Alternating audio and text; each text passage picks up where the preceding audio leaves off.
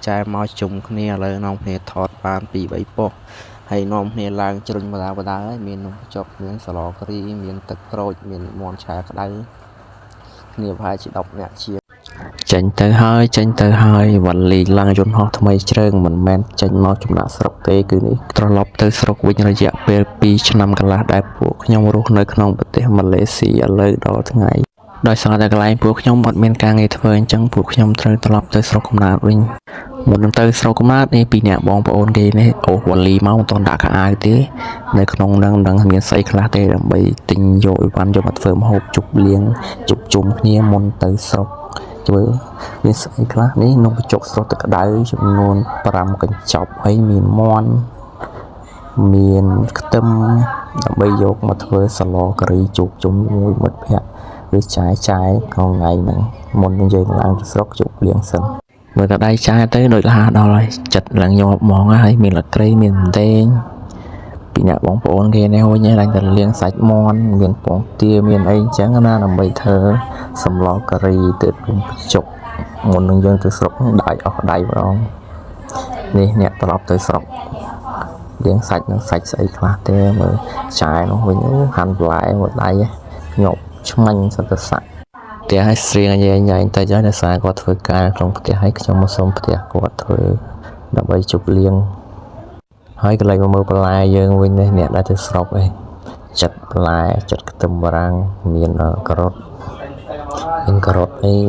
ស្អីខ្លះនេះសាឡគ្រីខ្ញុំមិនសូវដឹងណានេះស្អីគេដលងបារាំងអញ្ចឹង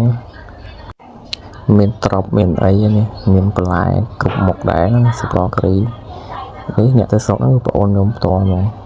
បងប្រុសហើយនេះគឺបងស្រីដែលបន្ទាប់ពីខ្ញុំនៅមាត់អង្គុយបជាគេឡើងស្រួចអាឡែមអត់មានហាន់បន្លែសោះបងស្រីខ្ញុំទៅខាងបជាគេមិនបាច់ចាំពីណាប្រាប់ទេមាត់ឡើងស្រួចដូចចុលឥឡូវបន្លែយើងបានចិត្តហើយអស់ហើយចាំមើលតើគេធ្វើមួយទៀតខ្ញុំគាត់តអ្នកថតត្រួសទេនេះឥឡូវកាប់សាច់មាន់កាប់អីទៀតហើយសាច់មាន់ខ្ញុំទិញយកមកចំនួន2ក្បាលមាន់នេះធំល្អមួយសិតតែ1គីឡូកន្លះដោយសារគ្នាយើងរៀងច្រើនដែរឥឡូវកាប់មាន់3ក្បាលមាន់ធំសិតតែ1គីឡូកន្លះតែដល់ហូបគ្រាន់ទេឥឡូវចាប់ផ្ដើមដាក់ឆាក្តៅមកមុខសិនហើយម្នាក់ឆាវិញអូគេសប្បាយចិត្តបាទបងគេទៅស្រុកចោលឆាក្តៅរងម្ដង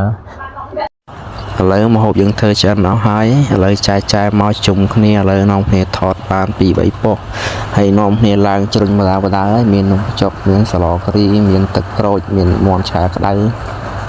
គ្នាប្រហែលជា10នាក់ជាងដែរដាក់បដាហើយឥ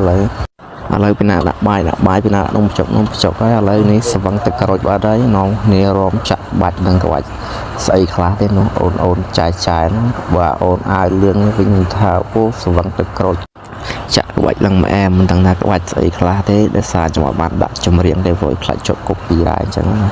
ហើយនេះចាប់ដើមនឹងក្បាច់ស្អីខ្លះទេនេះទាំងចាយទាំងអូនតូចហ្នឹងរំជុំវ៉ាលីហ្នឹង